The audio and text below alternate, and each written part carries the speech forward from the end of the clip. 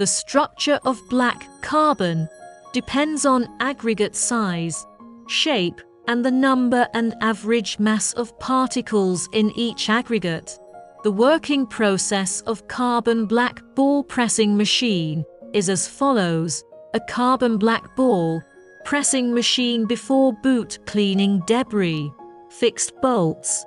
After removing the load, the ball press is allowed to start. 2 carbon black ball press test machine first use the point method to make the motor pulse rotation, such as no other noise. Normal operation can be started. 3 to the carbon black ball press feed should ensure that the electric feeder feeding uniform and according to the warehouse pressure, the electric feeder to the best effect. After each shift, all the materials in the silo of the carbon black ball press should be used up, and no raw materials should be left behind to avoid starting with load in the future. Finally, normal stop or emergency stop, as opposed to driving sequence.